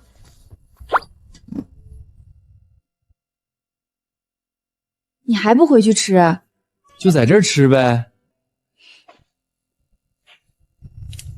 吃吧，吃完了赶紧回去。嫂子，你不是说大勇哥家冷锅冷灶的吗？吃饭都堵不住你的嘴。嫂子，又咋了？你这咸菜腌的真好，脆生，咸淡拿捏的正好。你今天咋了？嘴抹了蜜了？我说实话吗？你说说你，当初要不是你眼皮子浅，嫌贫爱富，死活退了赵大勇的婚事儿，如今那红火的鱼塘不都是咱家的？我跟你说话呢，你聋了？赵大勇以前对你多好，事事迁就，百依百顺。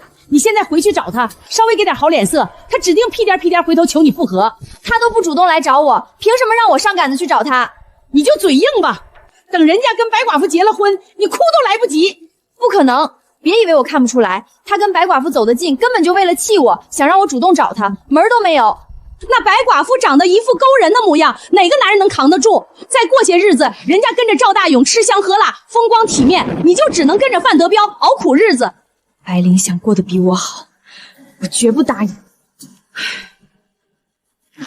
赵这个瘪犊子，行，那我就主动一次，给他个机会。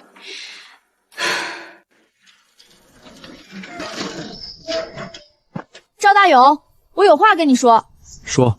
我今天回娘家，我妈把我一顿好骂，骂我没眼光，不该跟你退婚。我告诉你，我可一点都不后悔。我就是好心提醒你，你现在混的是还行，但别太得意，少跟白寡妇搅和在一起。她有什么好的？一个寡妇，你要是识好歹，态度端正点，别让人看你笑话，乖乖跟她断干净。说不定我一心软，就再给你一次机会。你好好想想，别不知好歹。我跟白灵清清白白，日子过得挺舒坦，用不着你瞎操心。赵大勇，你别不识好歹，你真以为自己多厉害？说到底就是个改不了的二流子。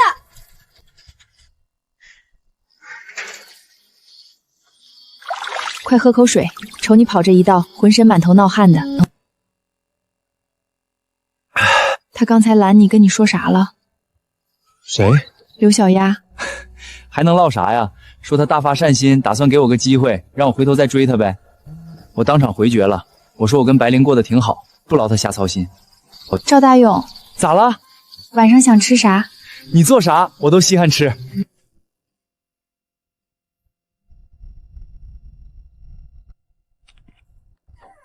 杵那儿干啥呢？瞅你这要死不活的样子。全完了，什么都没了。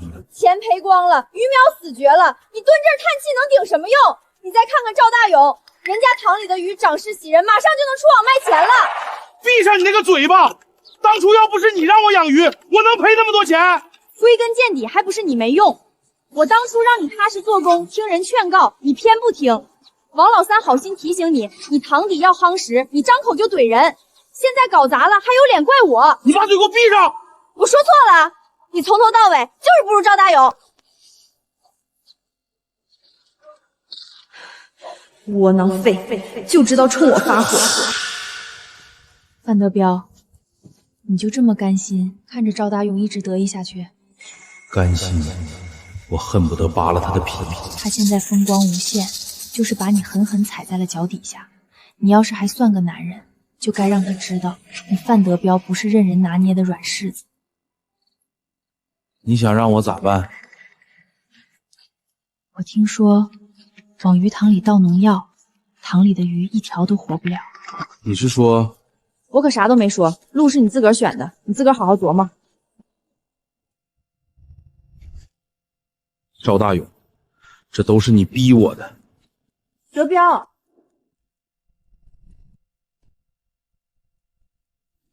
一个寡妇罢了，凭啥跟我比？想过得比我好，你做梦！轻点，轻点，别出声。赵大勇，你个瘪犊子，搁这下多少套？这回我看你还咋防？赵大勇，鱼塘没了，我看你还咋嘚瑟？范老二，你咋搁这儿呢？自打上次出事儿，我夜夜都在这守着，等的就是你。完了，他早就等着我呢，这咋整？这咋整啊？我还是不信了！完了，彻底完了！来人，拿绳子！赵大勇，你放开我，给我放开！你放开！差一点就伤到骨头了。这是咋整的？咋伤成这样？嫂子，你咋来了？没事儿，就一点皮外伤，不碍事儿。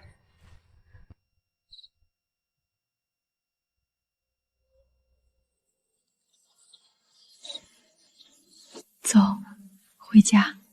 嗯。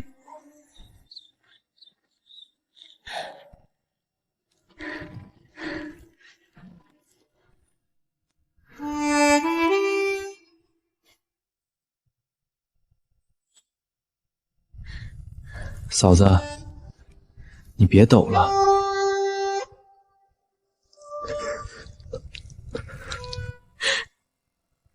你别哭啊，真没事儿，就是一点皮外伤。我以前上山打猎，被野猪拱过，比这严重10倍都没事儿，这不好好的吗？你闭嘴！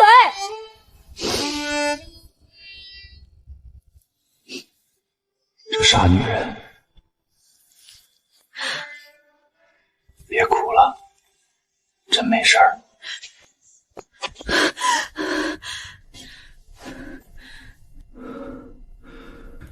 嫂子，你哭什么？我没哭。行了，不早了，回去歇息吧，明天还要送小朵上学。胳膊别沾水，明天我过来给你换药。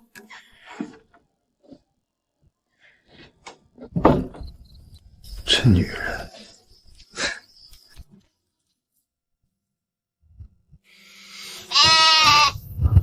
赵大勇啊，赵大勇，你都2世为人了，怎么还跟个情窦初开的小年轻似的？废物！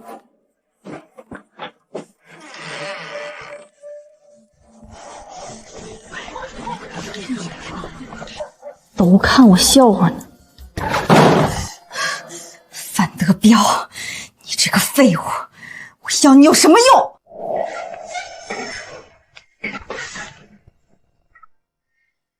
完了，这回真完了。蓄意伤人未遂，再加持刀故意伤人，2件事叠加，性质恶劣。如果受害者不选择原谅，出具谅解书，治安机构将立案追责。那可咋整？这可咋整啊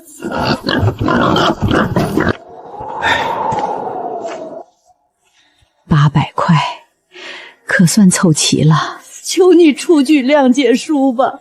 得饶人处且饶人，他赔了钱，也蹲了拘留所，教训够了。你要是把他逼急了，狗急跳墙，咱日子也不安生。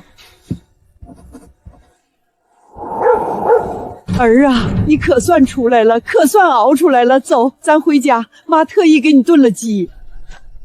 回了屯子可咋见人？啥都没了，猪没了，钱没了，还欠一屁股债。瞅你这副德行，真够丢人的。连他都瞧不上我了。你以后打算怎么办？以后我还能怎么办？问你话呢。你蹲了7天，现在出来了，总得找条出路吧？难不成以后天天在家躺着啃老？少说2句。我说2句你就烦了。家里钱没了，猪卖也卖了，还背着一屁股外债，你拿什么还债？拿什么过日子？我自己想办法。你想办法？你有办法吗？就你那点本事，除了吹牛还有啥？人家赵大勇鱼塘好好的，该卖鱼卖鱼，该挣钱挣钱。你呢？你连个屁都没有。你能不能别拿我跟赵大勇比？不比行吗？你自己看看你现在啥样，他啥样。以前你是屯子里最有钱的，他是2流子。现在呢，他是老板，你成了穷光蛋。小雅，你别说了，德彪他心里也不好受。啥都没了，家也不像家了。愁啥愁？连侯三都躲着我。以前跟屁虫似的，现在倒跑得比兔子还快，爱咋咋地吧。人情冷暖啊，以前有钱的时候都围着我转，现在呵呵。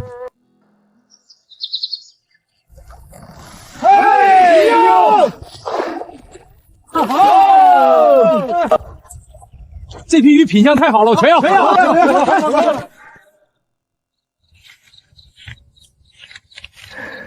嫂子，等我腾出空就把老宅子翻新收拾利索，再给你置办一台缝纫机。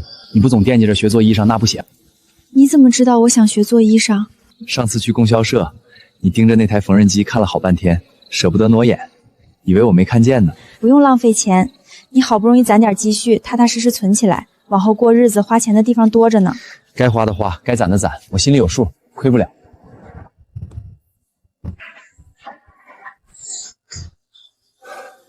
咋不进来？我就在门口看看就好。你这屋子翻新完，比我家那老屋强太多了。那你家的屋子也翻修一下，材料、人工我全包，我帮你张罗整妥当。我家那屋子还能凑合住，不着急翻新，犯不上瞎折腾。大勇总算是熬出头了，鱼塘挣钱了，房子也翻新的亮堂堂的，往后的日子只会越来越好。他越来越有出息了，眼界宽了，日子好过了。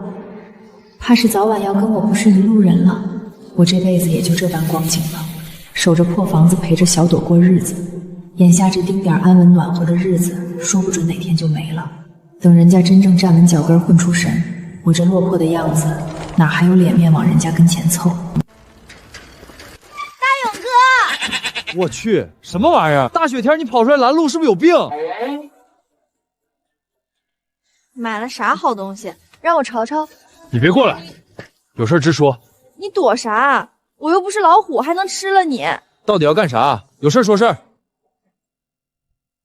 大勇，我今天专门来找你，是想跟你说说心里话。我知道当初退婚的事儿对你打击挺大，你心里一直放不下我，所以才这么拼命。你拼命养鱼，拼命挣钱，就是想证明给我看。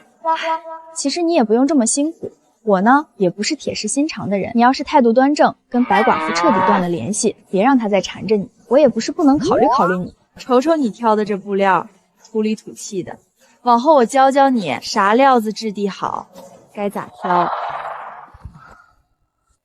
等以后咱俩结了婚，你专心养鱼挣钱，我帮你管账持家，咱俩好好搭配，日子肯定过得红红火火，你说是不是？大勇，听我的指定没差。那白寡妇有啥好的，哪能跟我正经大闺女比呀？你要是点个头，咱俩这事儿就这么敲定了。刘小雅，你够了！咋还闹脾气了？我这不都是为了你好吗？嫂子，嫂子，你追她干啥？她一个寡妇。你给我让开！我主动给你机会，你不稀罕，早晚有你悔青肠子的时候。嫂子，你刚才怎么走那么快呀？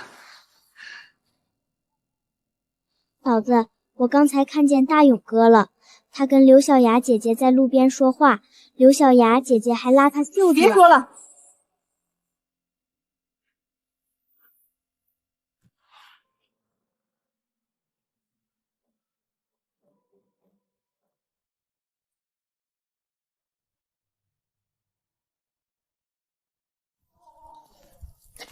嫂子，咋没整饭呢？